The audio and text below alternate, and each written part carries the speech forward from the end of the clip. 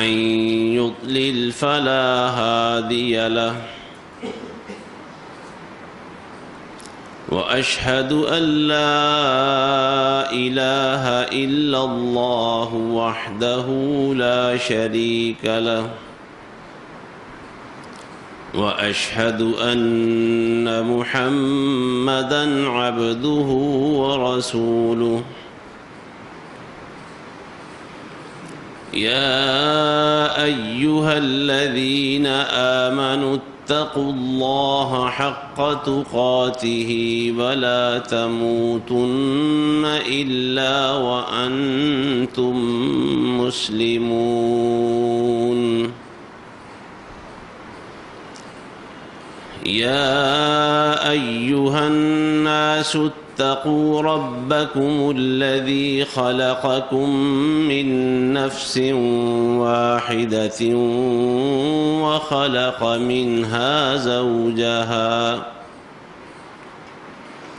وخلق منها زوجها وبث منهما رجالا كثيرا ونساء واتقوا الله الذي تساءلون به والأرحام إن الله كان عليكم رقيبا يا أيها الذين آمنوا اتقوا الله وقولوا قولا سديدا يصلح لكم أعمالكم ويغفر لكم ذنوبكم ومن يطع الله ورسوله فقد فاز فوزا عظيما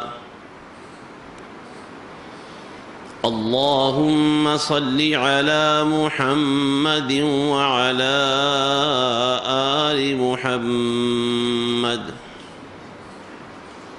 كما صليت على إبراهيم وعلى آل إبراهيم إنك حميد مجيد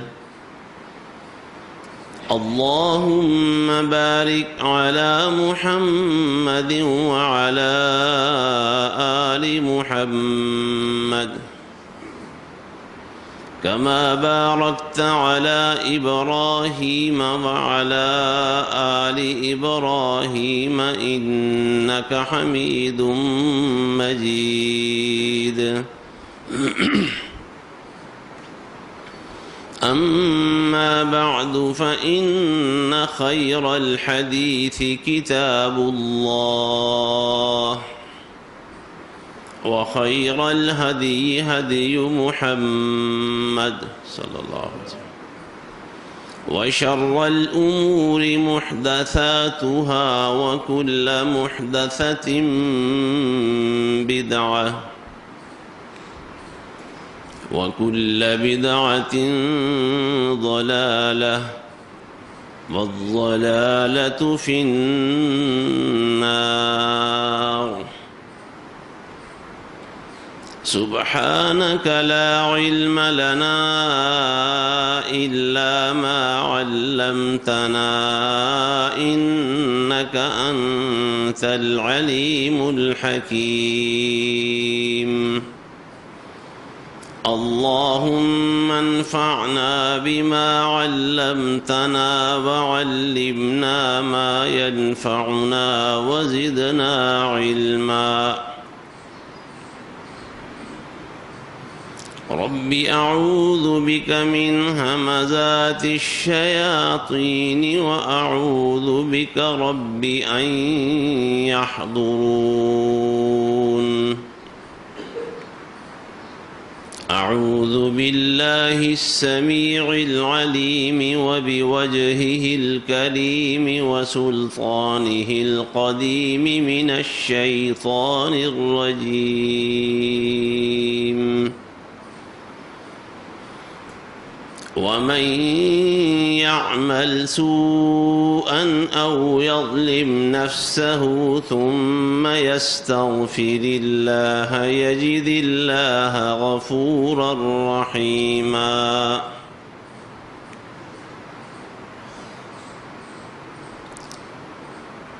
جو شخص کسی قسم کا غلط کام کر بیٹھے یا اپنے آپ پر ظلم کر بیٹھے، پھر وہ اللہ سے بخشش طلب کرے تو وہ اللہ کو بہت زیادہ بخشنے والا، بے حد رحم کرنے والا پائے گا.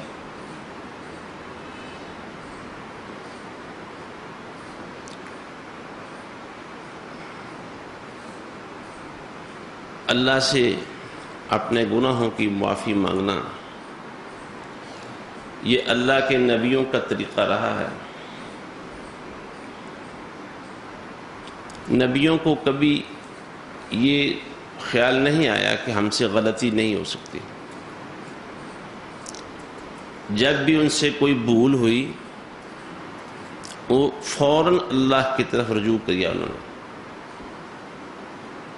ہمارے ابا جان سیدنا آدم علیہ السلام کو دیکھیں، اماں جان سیدہ حوا علیہ السلام، ایک ہی گناہ ہوا تھا ان سے، اللہ کی ایک ہی نافرمانی ہوئی، تو پھر ان کے آنسو خشک نہیں ہوئے. ساری زندگی اللہ سے توبہ اور معافی میں گزاری، اللہ سے گڑ گڑا کر رو رو کر معافی مانگتے رہے، حتیٰ کہ اللہ نے خود انہیں ایسے کلمات سکھا دیے جن سے ان کی توبہ قبول ہوتی ہے. ربنا ظلمنا انفسنا وان لم تغفر لنا وترحمنا لنکونن من الخاسرین. سیدنا نوح علیہ السلام نے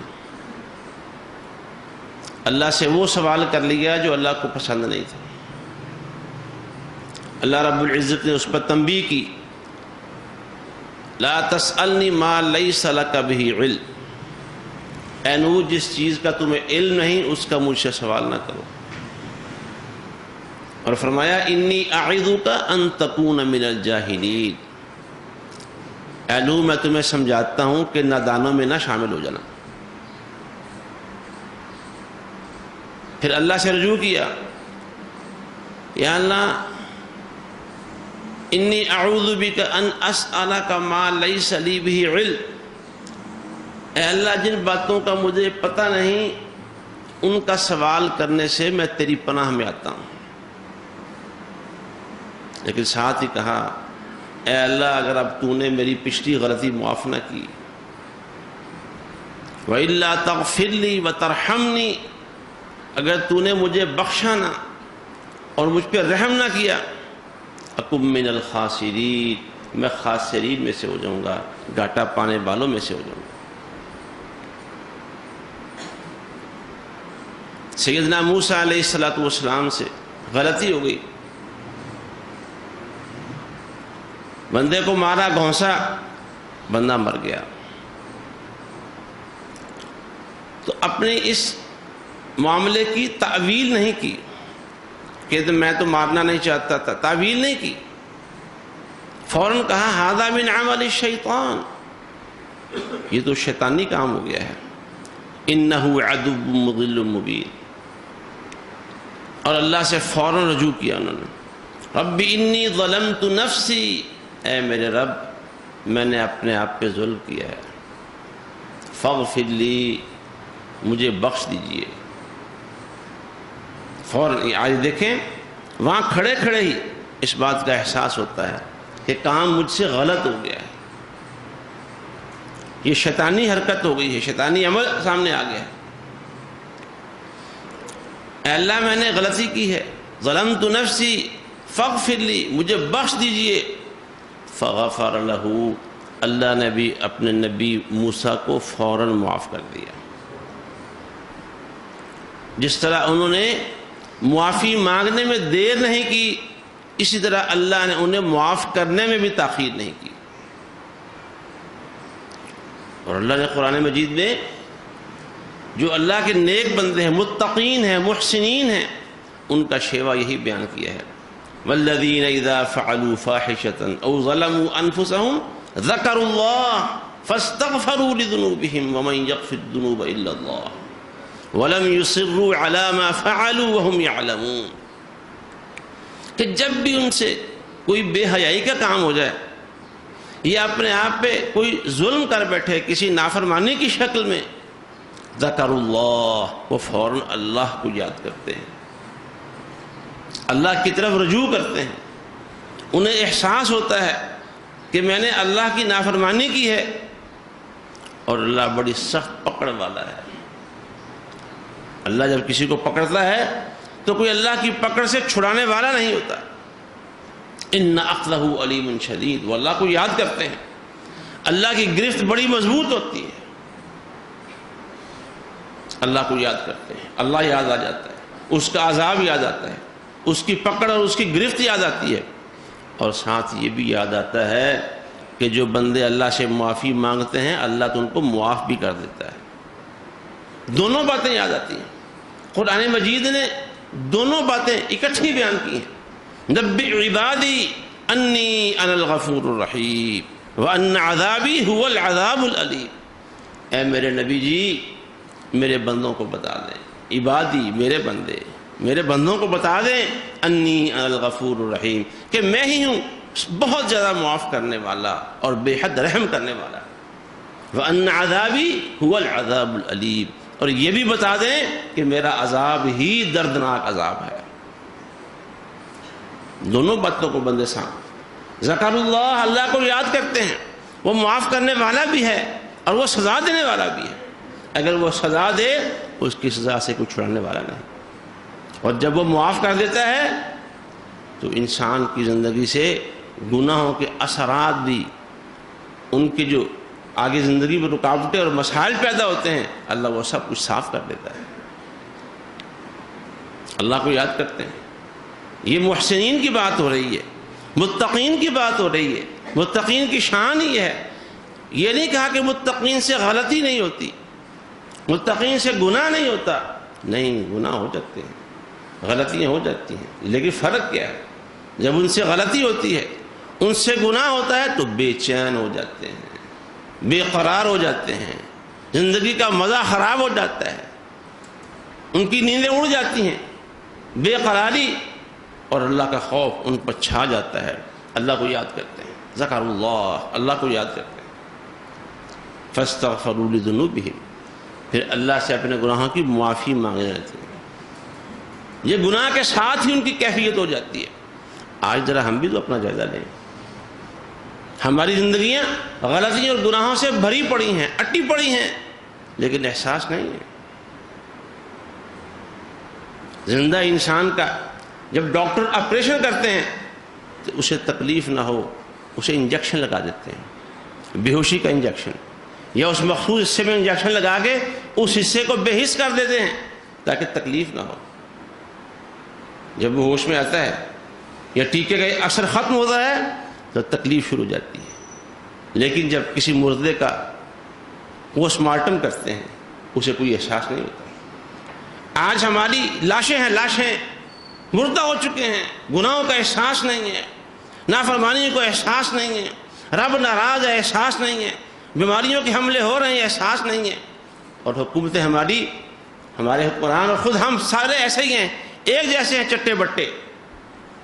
اللہ کی طرف رجوع کرنے کی بجائے حکمران یہ نہیں کہتے کہ معافی مانگو اللہ سے، وہ یہ نہیں کہتے کہ مسجدوں میں جا کے اللہ سے رجوع کریں، وہ علماء سے یہ نہیں کہتے کہ لوگوں کو توبہ استغفار کی تلقین کریں، وہ لوگوں سے یہ نہیں کہتے کہ لوگوں تم فلاں اور فلاں غلطیاں چھوڑ دو، اللہ ہم سے ناراض ہو گیا ہے.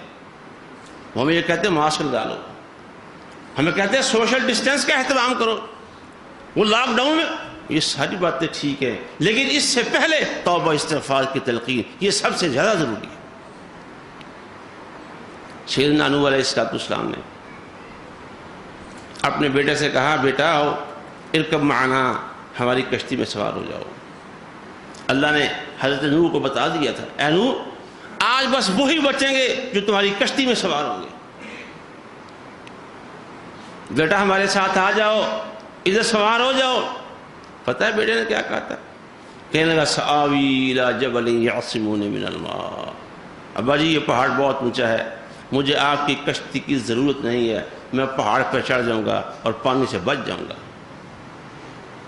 آج حکمران اور ہم سب لوگ پہاڑ پہ چڑھ رہے ہیں، اللہ سے معافی نہیں مانگ رہے، سفینہ نوح میں سوار ہونے کی کوشش نہیں کر رہے۔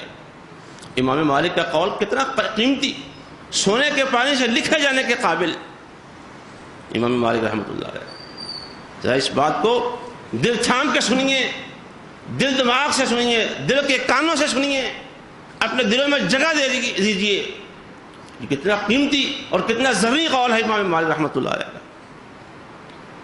وہ کہتے ہیں اللہ کے رسول صلی اللہ علیہ وسلم کی سنت یہ سفینہ نوح کی طرح ہے۔ کہاں ہیں ہم اللہ کے نبی کی سنتوں سے، کہاں کھڑے ہیں؟ دھیان مارو اپنے وجود کے اوپر، اپنے سراپے کے اوپر، اپنے کاروباروں پہ، اپنے بچوں کی تربیت پر، اپنی بیویوں کے لباس و حجاب پر ذرا غور تو کریں۔ آج کتنی سنتیں ہیں، کتنے طریقے ہیں، کتنے فرامین ہیں جو ہم نے ردی کی ٹوکری میں پھینکے ہوئے ہیں، جن کی ہمیں مطلق پرواہ نہیں ہے، جن کا ہمیں رتی بھر بھی احساس نہیں ہے۔ اللہ کے نبی کی سنت نالی کے اندر، گٹروں کے اندر ہر روز چہرہ دیکھتے ہو اور اپنے آپ کو سمجھتے ہو بڑے حسین لگ رہے ہیں، بیگم کہہ دیتی ہے تم بڑے حسین لگ رہے ہو، بڑا جمیل لگ رہے ہو، خوبصورت ہو، وہ اللہ کہتا ہے کہ تم مجھے اچھے نہیں لگ رہے۔ اچھا وہ ہے جس کو اللہ اچھا کہہ دے۔ ہر روز اللہ کے نبی کی سنت سے نفرت، بیزاری اپنے جسم سے دور ہٹا کے گندی ناری میں بہاتے ہو تو ڈر نہیں جاتا اللہ سے؟ فرمایا اور اس کے علاوہ یہ ایک مثال میں نے دی ہے، ایک مثال ہے۔ امام مالک فرماتے ہیں اللہ کے نبی کی سنت یہ سفینہ نوح ہے، جو اس میں سوار ہوگا وہی تباہی سے بچے گا، جو سوار نہیں ہوگا دنیا کی کوئی طاقت اسے تباہی سے نہیں بچا سکتی۔ ماسک پہن لو، فلاں کر لو، فلاں کر لو، جب تک اللہ کے نبی کے طریقے کی طرف نہیں آئیں گے، جب تک سنت رسول کا اپنا اوڑھنا بچھونا نہیں بنائیں گے، جب تک پچھلی باتوں سے معافی مانگ کے اپنا راستہ ٹھیک نہیں کریں گے، اپنا پرنالہ ٹھیک نہیں کریں گے۔ اور جس طرح پہلے بھی مثال دی تھی تو اس نے کہا تھا کہ مفتی صاحب کتا گر گیا کنویں میں، 5 مشکیں پانی کی نکال دو، نکال دی۔ کہتے جب پانی میں کتے کے بال آ رہے ہیں، پوچھا کہ کتا نکالا نہیں ہے؟ مجھے کتا تو نہیں نکالا، آپ نے کہا ہی نہیں تھا۔ بس معاملہ وہی ہے ہمارا، یہ اندر جو کتا گرا ہوا ہے، اور اس سے زیادہ غلیظ بات کیا ہو سکتی ہے؟ اس سے زیادہ خطرناک بات کیا ہو سکتی ہے کہ ہم میں سے کسی کے دل میں اللہ کے رسول کا احترام نہ آئے، اللہ کے نبی کے طریقے کا احترام نہ آئے، اور اللہ کے نبی کی مخالفت کرتے ہوئے اس کے دل میں کبھی اللہ کا ڈر نہ آئے؟ اس سے زیادہ خطرناک بات کیا ہو سکتی ہے؟ اور مجھے بتائیں کیا دلیل ہو سکتی ہے کسی بندے کے مردہ ہونے کی؟ یاد رکھیے اس کائنات میں نجات صرف اور صرف اللہ نے اپنے نبی کے طریقے میں رکھی ہے۔ اب اللہ کے نبی موسیٰ کے طریقے میں بھی نجات نہیں ہے، اللہ کے نبی نوح کے طریقے میں بھی نجات نہیں ہے، اب نجات ہے تو صرف اور صرف محمد رسول اللہ صلی اللہ علیہ وسلم کے طریقے میں نجات ہے۔ ذرا اپنے گریبان میں جھانکیں، کسی مفتی کے پاس نہ جائیں، دل سے فتویٰ لیں کہ تمہیں اللہ کے نبی کے طریقے سے محبت ہے، تمہیں اللہ کے نبی سے محبت ہے، تمہیں اللہ کا ڈر اور خوف ہے؟ اپنے آپ سے پوچھیں، یہاں سے جواب لیں، یہاں سے جواب لیں، اپنے ضمیر سے کہیں، جھنجھوڑیں اسے کہ مجھے جواب دو، تم اللہ سے ڈرتے ہو کہ نہیں ڈرتے؟ تمہیں اللہ کے نبی سے محبت ہے کہ نہیں ہے؟ تمہیں اللہ کے نبی کے طریقے سے پیار ہے کہ نہیں ہے؟ دل سے جواب لیں، اپنے ضمیر سے جواب لیں، اپنے نفس سے جواب لیں۔ جو معاملہ تو استغفار کا ہے، ابتلائیں آ رہی ہیں، وبائیں آ رہی ہیں، کاروبار بند ہو رہے ہیں، لیکن ہمیں ٹس سے بس نہیں۔ پہلے مسجدوں کی آبادی کچھ تھوڑی زیادہ ہوتی تھی، اب لاک ڈاؤن کے بہانے لوگ مسجدوں میں نہیں آتے، تراویح میں مسجدیں خالی ہیں۔ میں اپنے دوستوں سے بات کر رہا تھا، جب ہم ابھی جوانی چڑھ رہے تھے، رمضان میں مسجدوں میں ظہر اور عصر کی نماز کے وقت لوگوں کا تانتا، اور پھر نمازوں کے بعد بیٹھے گھنٹہ گھنٹہ لوگ قرآن کی تلاوت کیا کرتے تھے، گھنٹہ گھنٹہ لوگ تلاوت کرتے۔ اب میں نے کم از کم پچھلے 10 سال سے دیکھ رہا ہوں ہماری مسجد میں نماز کے بعد بیٹھ کے بندے قرآن نہیں پڑھتے۔ صبح فجر کی نماز کے وقت صرف 2 لوگ، فجر کی نماز کے وقت صرف 2 آدمی جو بیٹھ کے یہاں قرآن پڑھتے ہیں۔ ظہر کے وقت کوئی بندہ نہیں، عصر کے وقت کوئی بندہ نہیں، الا من رحم ربک، ایک آدھ بندے کے سوا، ورنہ صفوں کے سمے لوگ بیٹھ کے رمضان میں قرآن پڑھا کرتے تھے۔ کہاں جاتے ہیں بندے؟ وہ قرآن پڑھنے والے کون ہیں؟ وہ حجازی اور صاحب والے بندے کہاں ہیں؟ اور رب کو منانے والے بندے کہاں چلے گئے؟ رب کے سامنے گڑ گڑانے والے بندے کہاں ہیں آج؟ اگر ہم ہی ہیں تو مسجدیں کیوں خالی ہیں؟ تراویح میں مسجدیں بے آباد کیوں ہیں؟ قرآن پڑھنے والے بندے یہاں نظر کیوں نہیں آتے؟ پوچھیں اپنے آپ سے، وہ کہاں گئے بندے؟ زمین کھا گئی ہے اسے، زمین نکل گئی ہے یا آسمان کھا گیا ہے؟ بات توبہ استغفار کی ہو رہی تھی، جو اللہ سے معافی مانگتے ہیں اللہ انہیں معاف کرتا ہے۔ انبیاء کا طریقہ یہ ہے۔ اچھا، جس کو اللہ کی پہچان ہو جائے نا، یہ بھی عجیب بات ہے۔ یہ جو بات ہوگی انبیاء کا طریقہ ہے معافی مانگنا۔ ہمارے نبی صلی اللہ علیہ وسلم دن میں 100 مرتبہ استغفار کرتے، 100 مرتبہ۔ کوئی گناہ نہیں ہے، کوئی غلطی نہیں ہے، چھوٹا بڑا کچھ بھی نہیں، بھول چوک بھی نظر نہیں آتی، لیکن 100 مرتبہ استغفار کرتے ہیں۔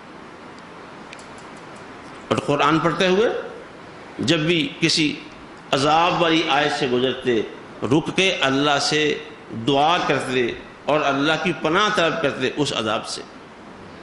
جب بھی آیت رحمت سے گزرتے قرآن پڑھتے ہوئے، وہاں رک کے تلاوت کو روک کے اللہ سے اس کی رحمت کا سوال کیا کرتے تھے۔ ہمیں احساس نہیں ہے، یہاں اندر کوئی ایسی سوچ نہیں ہے، زندگی کی رمق نظر نہیں آتی، الا من رحم ربی۔ جمود ہے جمود، بے حسی ہے بے حسی، دین سے دوری ہے۔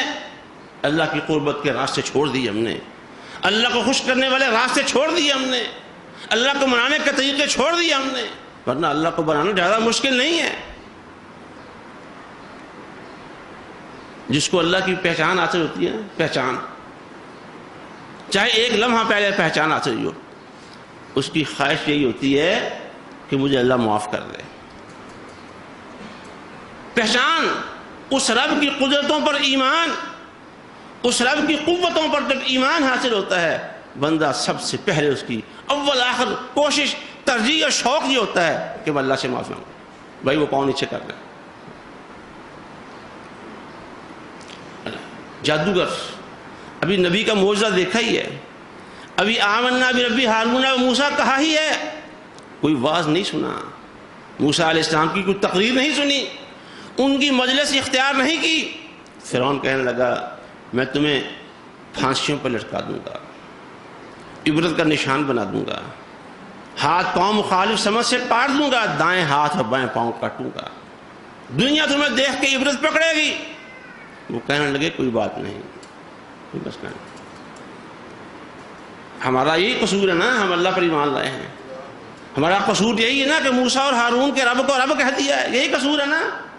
وما تنقم منا الا ان آمنا بآیات ربنا لما جاءتنا، اللہ کی نشانیوں پر ایمان لائے ہیں، یہی قصور ہے نا، جاؤ جو کرنا کر، فقد ایمان تقاض جو ہوتا ہے کر گزرو، انما تقضی هذه الحیات الدنیا، تم دنیا کی زندگی کا فیصلہ کر سکتے ہو، آخرت کے فیصلے تو میرے رب کے پاس ہیں، جاؤ۔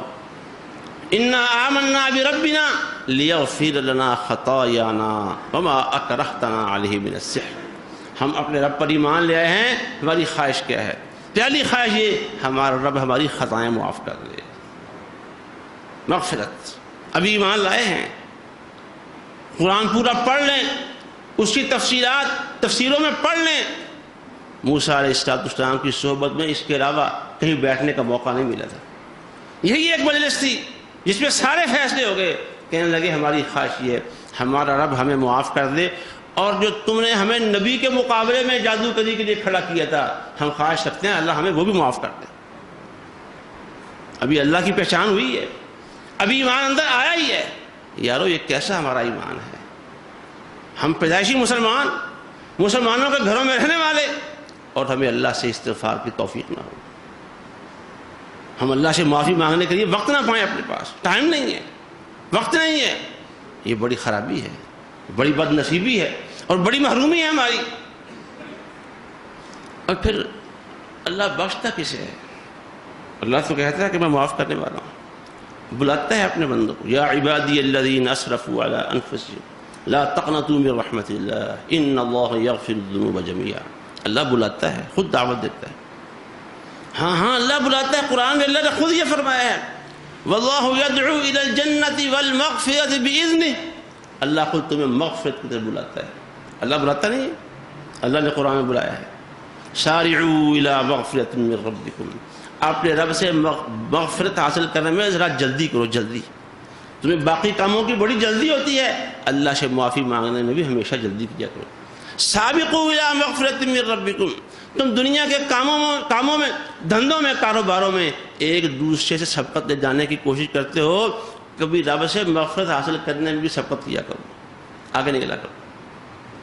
اللہ چاہتا ہے، بلکہ اللہ کے نبیوں نے، سورہ ابراہیم میں اللہ نے ذکر کیا، اللہ کے سب نبیوں نے اپنی قوموں سے کہا کہ وہ اللہ یدعوکم لیغفر لکم ذنوبکم ویؤخرکم الی اجل مسمى، وہ اللہ تمہیں بلاتا ہے۔ کون کہہ رہے ہیں؟ اللہ کے نبی کہہ رہے ہیں، اللہ کے نبی کہہ رہے ہیں کہ وہ اللہ تمہیں بلا رہا ہے، اور یقیناً اللہ کے نبی اللہ کی بات کرتے ہیں۔